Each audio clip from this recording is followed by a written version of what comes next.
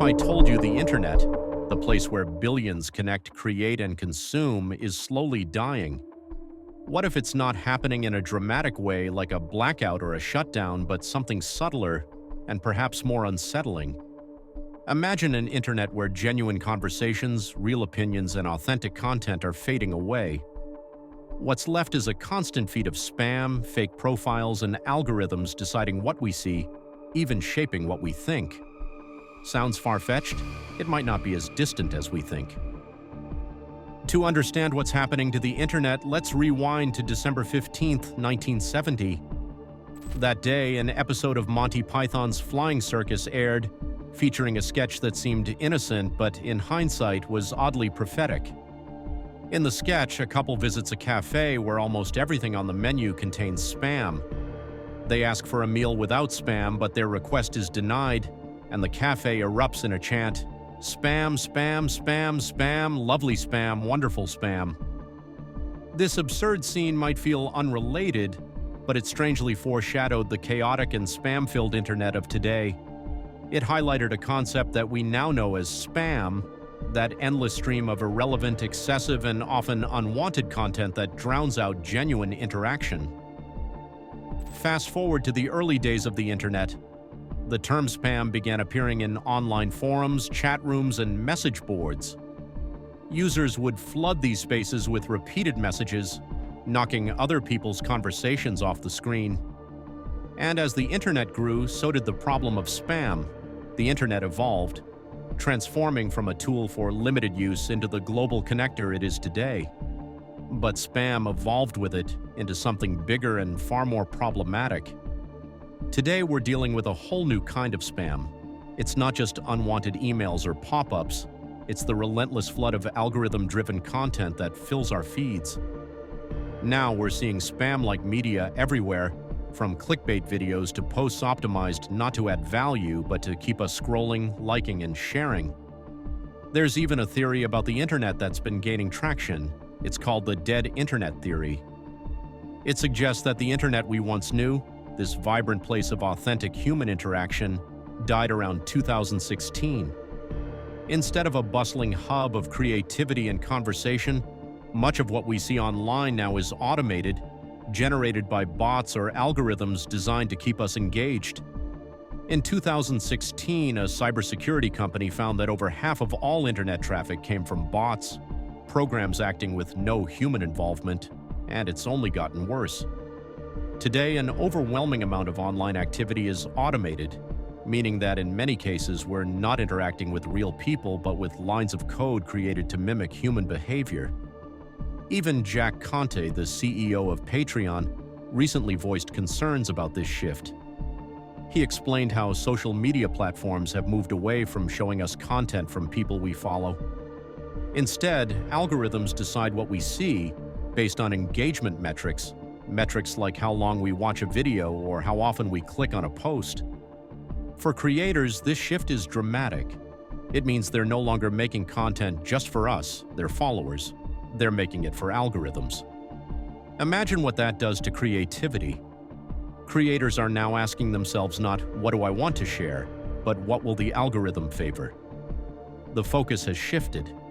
Instead of being driven by passion or creativity, they're driven by whatever keeps us hooked the longest, even if that means creating repetitive, sensationalized, or insincere content. So we have to ask, is the internet we're using today even real? Is the content we consume each day tailored for us, or tailored to manipulate us? Adding to this mix, we now have generative AI, a technology so powerful it can create content, manage profiles, and even engage in conversations without a human touch. AI models can generate entire videos, artwork, and articles.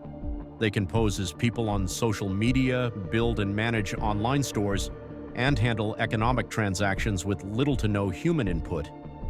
And while AI has immense potential, it also raises concerns. As AI gets better and more widely used, it becomes harder to tell what's real from what's artificial. It's a world where algorithms, not humans, shape what we see and consume online. What we engage with online might increasingly be generated by machines, leading us further away from genuine human interaction. Imagine a future where the majority of content on your screen isn't made by people but by algorithms with one goal: to keep you clicking. Imagine being surrounded by an endless cycle of content designed to trigger, provoke, or distract you. But why would platforms want this? The answer is simple: ad revenue. Social media platforms earn from advertisements, and the longer we stay online, the more ads we see. Algorithms are incredibly effective at keeping us on these platforms, serving content that pulls us in and keeps us coming back. Algorithms in themselves aren't bad. They can help us discover new things or connect with people we might otherwise never meet.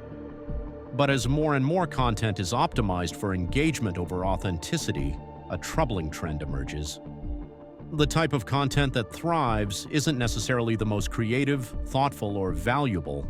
It's often the loudest, flashiest, and most shallow content that keeps us scrolling mindlessly.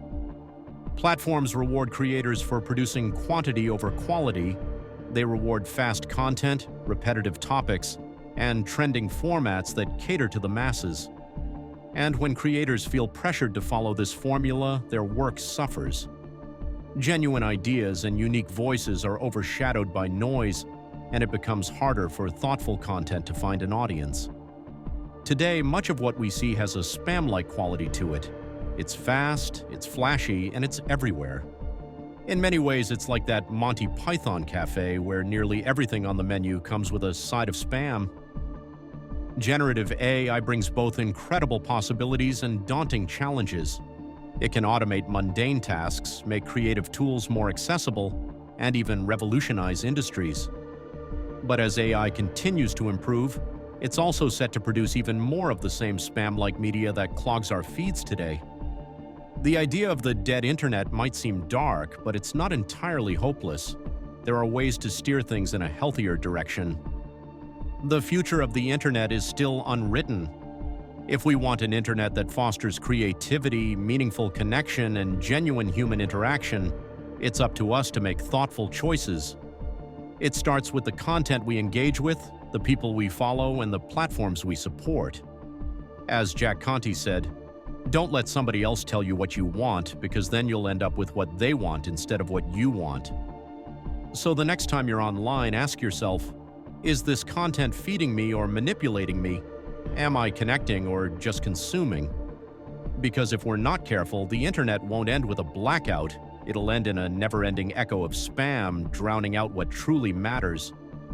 What matters is whether we can sustain what's meaningful in new ways. What matters is our humanity, our need to connect, create, and share with each other openly and authentically. It's up to us, the creators and the consumers, to decide. Let's make sure the internet remains a place that's genuinely ours. Subscribe to Hypertech for more such stories.